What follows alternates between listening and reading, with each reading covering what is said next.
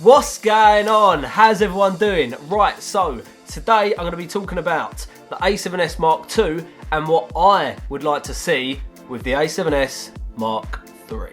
So I thought this would be a good time to bring this subject up because I've been using the A7S Mark II for about 6 months now and I absolutely love it. Also, this week it is NAB, which is pretty much the biggest camera expo in the world. It's in Las Vegas. I know a load of YouTubers there and a load of other camera nerds are there. I didn't get the call up, maybe next year, who knows. Anyway, so let me quickly talk about my A7S Mark II. So I'm a filmmaker slash videographer and I do loads of different sports commercials, online promos, stuff like that, some more corporate stuff as well. I've been using this for about 6 months, as I say, and I moved over from Canon, so I was on Canon 5D Mark III, and then I moved over to the A7S Mark II. There's not many bad things I can say about it, although in a perfect world I could make some changes to it, that Sony would come out with the A7S Mark III.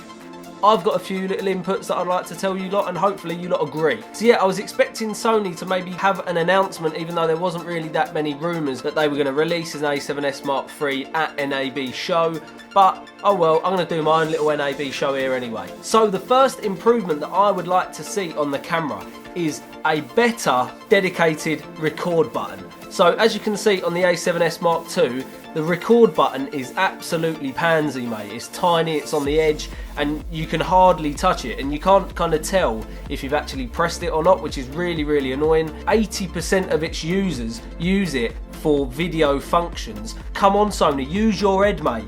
Get a decent record button on the camera. Now, I know that that Sony A9 that they've just brung out has got a really nice big dedicated record button, pretty much just like the Canon 5D and the GH5 does, exactly in the spot where the AF MF button is currently on the A7S II. To have one of them would be a massive help, especially when I'm using gimbals and stuff and you're trying to press the button. I know I'll probably get a cable to go to my gimbal at some point, but to press that button on the side is really annoying. I actually set my middle button as my record button on my A7S Mark II. I can actually just feel if I've pressed that or not a lot better than that one there. So on to my next improvement.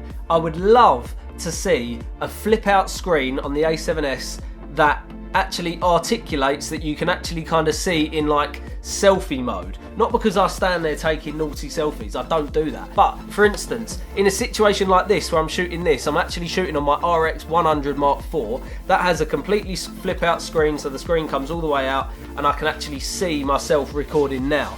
And that is a massive help. And I know a load of YouTubers are using the Sony A7S for their online content. I'm starting to use it a lot more, even though I love my RX 100. I know that the viewfinder is in the way, so it won't be able to turn up properly, but what I would like to see is if it can fold out this way and then there be something like a clip here to allow it to fold out sideways, so you can actually see it on the side as well, because I love the way that this screen articulates here, but if it had like an extra function where it could come out at the side and still do that, that would be 10 out of 10. Right, so the next function I would love to see in the A7S Mark III is 4K 60 frames a second. Now, obviously we know that the A7S II does 4K 25, 30 and 24p, but it would be lovely to get that juicy 50% slow-mo stuff in 4K, just like the Phantom 4 does and also the new GH5. That would be lovely. I'd also love to see 240 frames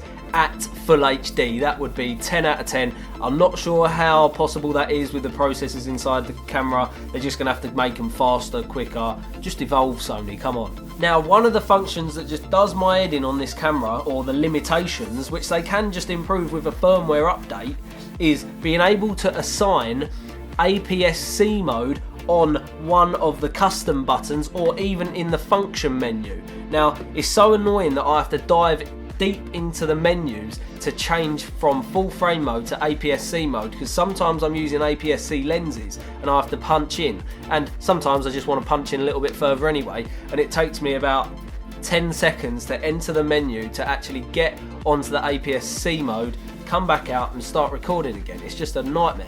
I'd love to just be able to press C2, C1 or whatever custom button I want to set it to and have it on there. Sony, come on mate, just sort that out. You can even do that in a firmware upgrade. Anyway, I would absolutely love to see S-Log2 and S-Log3 being able to be used in a lower ISO than 1600. 1600 is just well too high for anyone who wants to shoot exteriors without using an ND filter. This is the reason why I use A7siii 4, because I can keep my ISO all the way down at 200 and get nearly as much dynamic range as I do from the S-Log2 and S-Log3 picture profiles. Sony, if you could just sort us out with S-Log, right with them ISOs down, even if it's at 800, that'd be a hell of a lot better than 1600.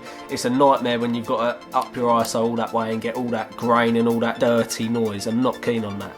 Rolling shutter. Rolling shutter is an absolute nightmare on this camera. It is helped by the in-body image stabilization, which I love on this camera. I think it's awesome. It would be really, really nice to have better rolling shutter. The rolling shutter is absolutely horrendous, and you can even see it in some of my shots, even with the in-body image stabilization on. There is still a little bit of jitter and people's heads start warping and stuff, and I'm not keen on that at all, mate. Last few ones, I would absolutely love to see 10-bit in this camera. I'd love to get like 422 color space out of it, even if it was still at XAVC S, or if it is in ProRes, that would be even better. Panasonic have just done it with their Lumix GH5, and I know a lot of you saying, right, you've just like compared it to the GH5 loads of times, why don't you just get the GH5? But I do love Sony. I love the way the cameras work. Ergonomically, not as much, but I love the camera and I love what I can do with it, and I really like the XAVCS codec. It is a really good codec. I do like it. So yeah, that would be lovely, Sony, if you could sort that out onto an SD card. Don't really want to chuck it in an external recorder, just a nightmare. If you can actually allow that to happen,